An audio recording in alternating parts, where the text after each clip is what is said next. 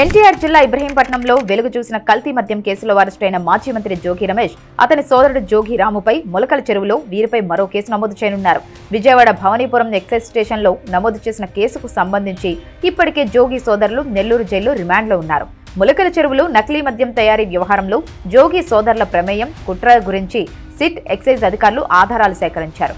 జోగి రాముకు నగదు రూపంలో ముడుపులు ఇచ్చినట్లు ప్రధాన నిందితులు అద్దెపల్లి జనార్దన్ రావు, ఆయన సోదరుడు జగన్మోహన్ రావులు విచారణలో తెలిపారు.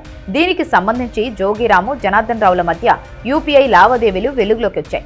పోలీస్ కస్టడీలో జనార్దన్ రావు ఈ విషయం అంగీకరించాడు. జోగి రమేష్, రాము, జనార్దన్ రావు, జగన్మోహన్ రావుల బ్యాంకు ఖాతాల వివరాలను పోలీసులు తీసుకుని పరిశీలిస్తున్నారు. వీరి మధ్య యూపీఐ లావాదేవీల విషయం బయటపడింది. ఆఫ్రికాలో సొంత డిస్టిలరీ పెట్టుకునేందుకు 3 కోట్ల రూపాయల ఆర్థిక సాయం చేస్తానని జోగి రమేష్ హామీ ఇచ్చారని, సీఎం చంద్రబాబును, కూటమి ప్రభుత్వాన్ని ఇరుకున పెట్టేందుకు ఉమ్మడి చిత్తూరు జిల్లాలో కల్తీ మద్యం తయారీ యూనిట్ ఏర్పాటు చేయాలని జోగి రమేష్ తనను పిలిచి గతంలో చెప్పాడని జనార్దన్ రావు విచారణలో వెల్లడించారు. సెప్టెంబర్ 23న ఒకే టవర్ లొకేషన్ పరిధిలో వీరి ఫోన్లు ఉన్నట్లు ఆధారాలు లభించాయి. ఇప్పటికే రిమాండ్లో ఉన్న వీరిపై పీటీ వారెంట్ వేసి ములకల చెరువు కోర్టులో హాజరుపరుస్తారు.